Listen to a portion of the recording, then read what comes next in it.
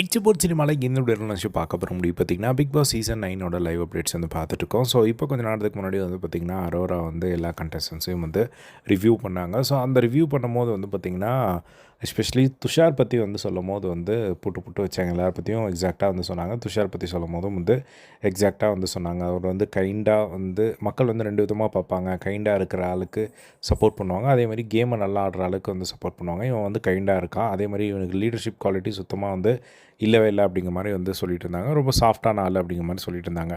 அப்போ சுற்றி உட்காந்துட்டு இருக்கவங்க எல்லாருமே வந்து ஏதோ ஒரு பிரச்சனை வந்தால் வந்து அப்போ பேசவே மாட்டியா அப்படிங்கிற மாதிரிலாம் வந்து கேட்டுட்டு இருந்தாங்க.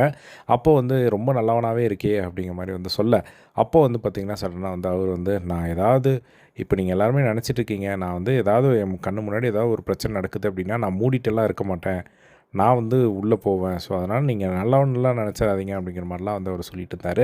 ஸோ உடனே சுற்றி இருக்கிறவங்க வந்து சொன்னாங்க, நீ போய் கேட்குறனால கெட்டவன் ஆகிடாது. ஏதாவது ஒரு விஷயம் நடக்குது, நீ போய் வாய்ஸ் ரெஸ் பண்ணி கேட்குற அப்படின்னா நீ கெட்டவன் கிடையாது. நீ கேட்குறதுல கரெக்டு தான். ஸோ நீ வந்து அதுக்காக ஏதோ ஒன்று நடந்தால் சைலண்ட்டாக இருக்கணும் அப்படிங்கிறதெல்லாம் இல்லை அப்படிங்கிற மாதிரி வந்து அவங்க சொல்லிட்டு இருந்தால் வந்து பார்க்க முடிஞ்சுது. ஸோ துஷார் வந்து பார்த்திங்கன்னா பெருசாக வந்து இப்போ வரையும் வந்து எக்ஸைட் பண்ணுற மாதிரி எதுவுமே பண்ணல. அவருக்கு வாய்ப்பு கிடைக்கலையா, இல்லை அவர் இப்படி தான் இருக்க போகிறாரா அப்படிங்கிறது வெயிட் பண்ணி தான் வந்து பார்க்கணும். ஸோ இப்படியே இருந்தால் ரொம்ப கஷ்டம் சஸ்டெயின் பண்ணுறது. ஸோ வெயிட் பண்ணி வந்து பார்க்கலாம். ஸோ இதே மாதிரி எல்லாம் பிக் பாஸ் லைவ் பிடிச்சி தெரிஞ்சுக்க நம்மளோட சேனலை சப்ஸ்கிரைப் பண்ணி சப்போர்ட் பண்ணுங்கள். தேங்க்ஸ் ஃபார் வாட்சிங். பை.